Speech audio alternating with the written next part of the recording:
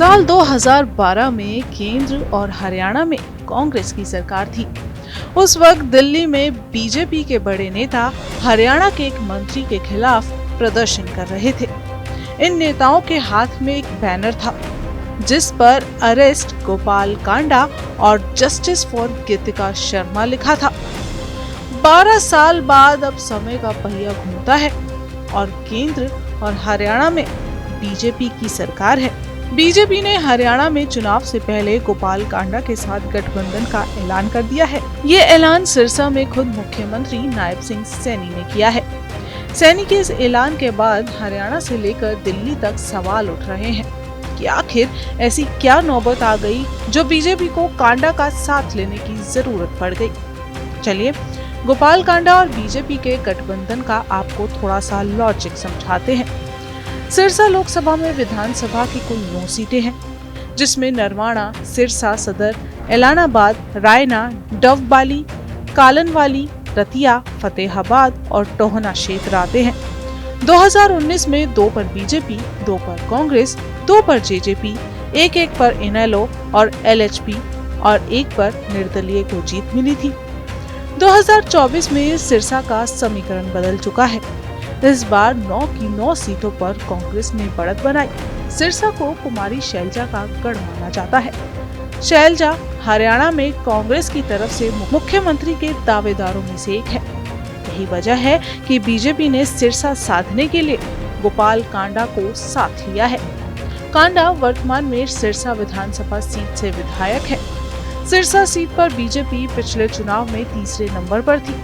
कांडा का प्रभाव जिले की अन्य सभी सीटों पर भी है। 2019 में गोपाल कांडा के भाई गोविंद कांडा ने रायना से सीट पर पर्चा दाखिल किया था और गोविंद कांडा रायना में 2019 में दूसरे नंबर पर रहे थे। कांडा की पार्टी का प्रभाव इलाहाबाद कालनवाली सीट पर भी है। चुनाव आयोग के मुताबिक 2014 में कांडा की पार्टी को 1% से ज्यादा वोट मिले थे। हरियाणा में हालिया लोकसभा चुनाव में बीजेपी और इंडिया गठबंधन के दलों के बीच काफी क्लोज फाइट देखने को मिली है। इंडिया गठबंधन को विधानसभा की 46 सीटों पर बढ़त मिली है, जबकि बीजेपी को 44 सीटों पर। कहा जा रहा है कि कांडा के जरिए पार्टी इस तरह के समीकरण में बढ़त लेना चाहती है। गोपाल कांडा के बारे में आपको बताएं तो सिरसा में जन्मे गोपाल कांडा राजनीति में आने से पहले जूते का शोरूम चलाते थे। राजनीति में आने से पहले वो पूर्व सीएम बंसीलाल के दिवंगत बेटे सुरेंद्र सिंह के संपर्क में आए।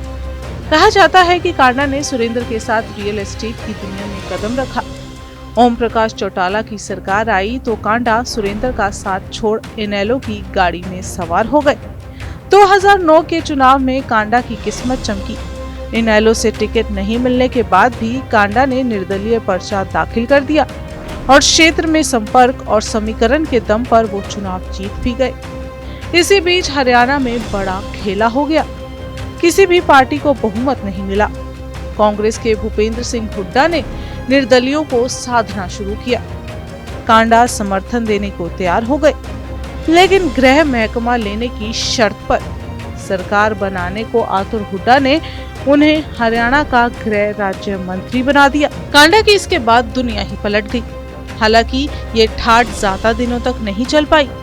साल 2012 में एयर होस्टेस गीतिका शर्मा हत्या में नाम आने के बाद कांडा को पहले कुर्सी छोड़नी पड़ी और फिर जेल भी जाना पड़ा। कांडा केस के बाद बुरे दिन शुरू हो गए जो 2019 तक चले और 2019 में कांडा फिर से चुनाव जीते। 2 साल पहले कांडा गीतिका शर्मा केस से भी बरी हो चुके हैं। कभी जो कांडा की गिरफ्तारी से उसको कमजोर करना चाहते थे, आज वही बीजेपी कांडा से हाथ मिलाकर खुद को मजबूत करने की कवायद में है। कल जो कट्टर दुश्मन थे, आज वो दोस्ती को पक्का करना चाहते हैं। शायद ये सही बात है।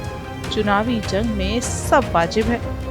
अब गोपाल कांडा चुनावी नतीजों के समीकरण को बीजेपी के पक्ष में करते हैं या नहीं, ये तो चुनावों के बाद पता चल ही जाएगा।